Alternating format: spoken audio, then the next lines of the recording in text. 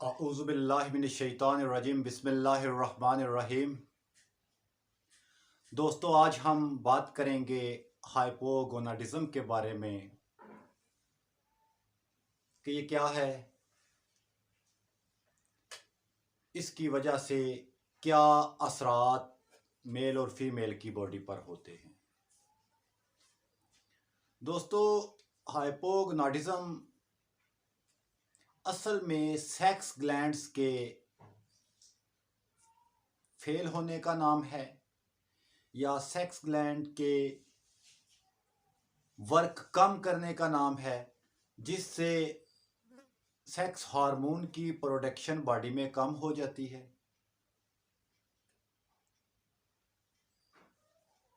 और sexual organs की growth भी मुतासिर होती है। मर्दों में अगर सेक्स हार्मोन की कमी हो,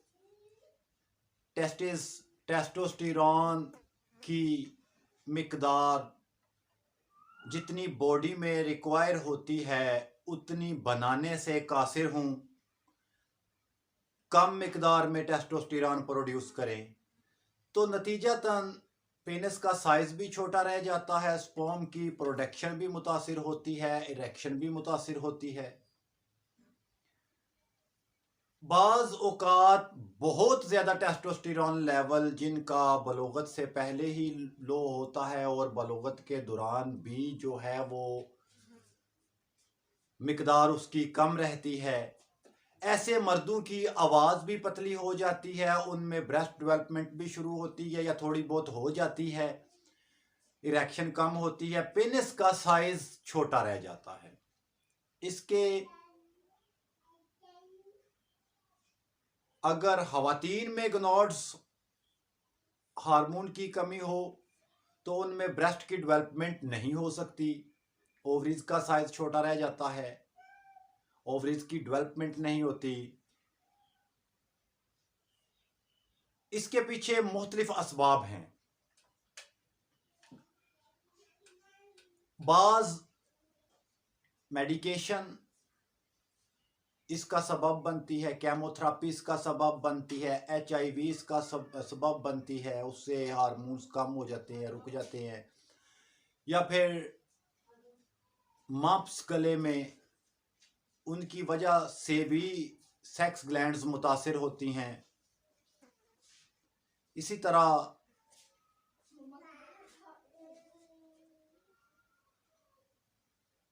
इन्फेक्शन इसका सबब बनती है। यानी इसके पीछे बहुत से काजेज हैं, कोई भी काज हो सकता है जिसकी वजह से पेशेंट हाइपोगोनाडिज्म में चला जाए। तो ऐसी कंडीशन में हमें सबसे पहले उसका सबब दूर करना होगा।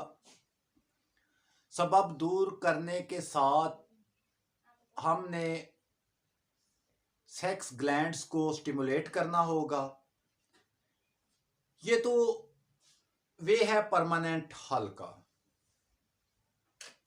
इसी तरह अगर आर्जी तौर पे, फौरी तौर पे हम टेस्टोस्टेरोन की मिकदार को बूस्ट कराने की कोशिश करते हैं या उसके लिए हम हार्मोन थेरापी इस्तेमाल करते हैं, लेकिन उसके नतीजा में अगर टेस्टोस्टेरोन इंजेक्ट किया जाता है तो उसके नतीजा में पिट्यूटरी जो है वो अपना LH FSH की प्रोडक्शन को कम कर देती है, यानी पिट्यूटरी ग्लैंड मुतासिर होती है।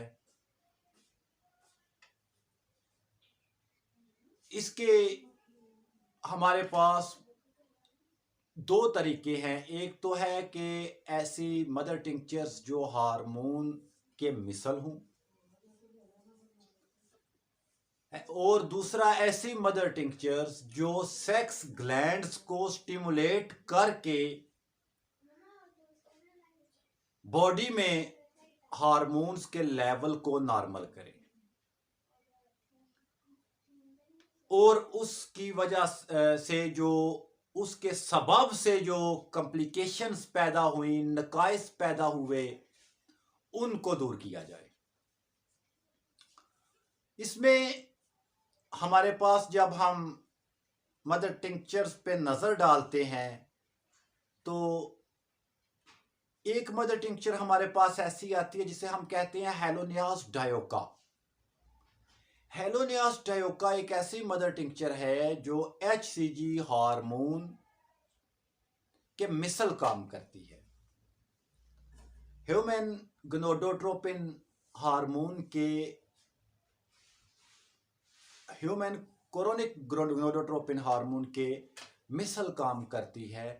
दोस्तों वैसे तो HCG हार्मोन हम देखते हैं कि ख़वातीन में प्रेगनेंसी के दौरान जो है उसकी मिकदार बढ़ती है, फिर वो यूरिन में आती है तो हम उसको स्ट्रिप के ज़रिए देख के कहते हैं कि जी इसको ये प्रेग्नेंट है, क्योंकि इसके अंदर HCG की मिकदार बढ़ी हुई है। ये जो HCG हार्मोन है अगर मेल में दिया जाए तो इसका ये फंक्शन होता है कि इससे फौरी तौर पे जो टेस्टिस श्रिंक हो जाते हैं ना हार्मोन्स थेरापी वालों के, जो सप्लीमेंट वगैरह लेते हैं या जिनके हार्मोन्स टेस्टोस्टेरोन इंजेक्ट करवाने की वजह से या टैबलेट लेने की वजह से हार्मोन की प्रोडक्शन रुक जाती है, पिट्यूटरी भी फंक्शन रोक देती है और टेस्टिस उनके श्रिंक होना शुरू हो जाते हैं। ऐसी कंडीशन में हमें HCG की ज़रूरत पड़ती है तो वो हमारे पास होती है हेलोनियास डायोका होम्योपैथिक मदर टिंक्चर, जो फौरी तौर पे टेस्टिस को श्रिंक होने से रोक लेती है, बॉडी में टेस्टोस्टेरोन की प्रोडक्शन को बढ़ा देती है। टेस्टोस्टेरोन की अगर डेफिशिएंसी की वजह से स्पर्म की मिकदार मुतासर है उसको फौरी तौर पे कंट्रोल कर लेती है। लेकिन इसके साथ हमने उस काज को दूर करना है जो पीछे सबब है। अगर इन्फेक्शन है तो हम इन्फेक्शन को दूर करेंगे, जब तक इन्फेक्शन ख़त्म नहीं होगी तब तक जो है हमारा मामला हल नहीं होगा। इसी तरह जो केमोथेरापी कराते हैं या जिनको मेडिकेशन के सबब से इन हार्मोन्स मुतासिर होते हैं, हार्मोन्स के सिक्रेशन रुक जाता है, ऐसी कंडीशन में दोस्तों सबसे पहले बॉडी को क्लीन करना ज़रूरी होता है। उन टॉक्सिन्स से जो केमोथेरापी मेडिकेशन के नतीजा में बॉडी में पैदा हुई हैं उसमें हमें उसमें हमें जो है ऑटोफेजी का भी सहारा लेना पड़ता है। ऑटोफेजी के प्रोसीजर से गुजारते हुए ब्लड या बॉडी को क्लीन करने के लिए जो है टॉक्सिन्स को ख़त्म करने के लिए मेडिसिन की ज़रूरत पड़ती है। यानी ये अगर ऐसा केस है तो इसमें थोड़ा टाइम ज़्यादा लग जाता है, लेकिन ये भी क्योरेबल होता है। हमारे पास ट्राइब्यूलस टेरेस्ट्रिस होम्योपैथिक मदर टिंक्चर एक ऐसी मदर टिंक्चर है जो मर्दों में फौरी तौर पे हार्मोन्स टेस्टोस्टेरोन DHEA SO4 की प्रोडक्शन को बहाल करती है, पर मगर जो टेस्टोस्टेरोन ट्राइब्यूलस टेरेस्ट्रिस है वो किसी अच्छी कंपनी की हो जिसने फ्रेश ट्राइब्यूलस टेरेस्ट्रिस सीड्स से जो है उसको हासिल किया हो या पौधे से हासिल किया हो। ऐसे ना हो कि वो जो है साल से पड़ा हुआ पंसार पे हो तो उसको लेके उसको फार्मेसी ने तैयार करके आपको दे दिया तो उसमें आपको रिजल्ट नहीं मिलेंगे। इसी तरह हमारे पास साबल सरोलेटा होम्योपैथिक मदर टिंक्चर है जो अगर हाइपोगोनाडिज्म की वजह से रिप्रोडक्टिव ऑर्गन्स जो हैं वो श्रिंक हो जाते हैं या उनमें जो है साइज में तब्दीली रूनमा होती है तो ऐसी सूरत में हम साबल सरोलेटा होम्योपैथिक मदर टिंक्चर का इस्तेमाल करवाते हैं। चिमाफिला होम्योपैथिक मदर टिंक्चर को भी जो फरामोश नहीं किया जा सकता।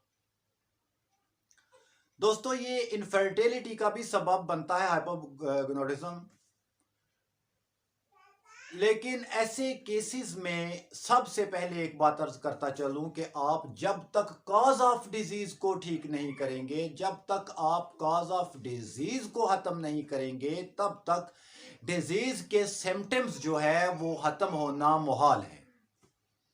सिम्प्टोमेटिकली भी अगर आप ट्रीट करते हैं तो सिम्प्टोमेटिकली भी यानी टोटलिटी ऑफ सिम्टम्स को खत्म करने की कोशिश करते हैं तो फिर भी उसने उन मेडिसिन से आपका जो सबब है बीमारी का वो भी रिमूव होना लाजिम है, वरना वो भी एक स्टे होगी, एक वक्ती गुजारा होगा। यानी उस मेडिसिन से ये आप समझ लें कि उस मेडिसिन की डोज से जो सिम्प्टोमेटिकली आप ट्रीट कर रहे हैं वो एक किस्म का हुक्म इम्तनाई आर्जी होगा कि जहां कहीं भी उसको हमने लागू कर दिया कि इतनी मुद्दत तक आप जो है सिम्टम्स को कहते हैं कि आप इतनी, जब तक मेडिसिन का आपके ऊपर बर्डन है या डोज है या उसका वार है, उतनी देर तक सर नहीं उठाना। जब वो उसका असर खत्म होगा तो दोबारा से उसको अलामत अपीयर होंगी। हमारे पास एक फलसफा है कि हम जो है, जब तक वाइटल फोर्स या इम्यूनिटी हमारी बहाल नहीं होती, उस वक्त तक हमारी, हम ये कहते हैं कि बीमारी ख़त्म नहीं होती, या बीमारी ख़त्म करने के लिए हमने इम्यूनिटी को बढ़ाना होता है और मेडिसिनल एग्रावेशन से जो है बीमारी को दबाना होता है और इम्यूनिटी को जगाना होता है।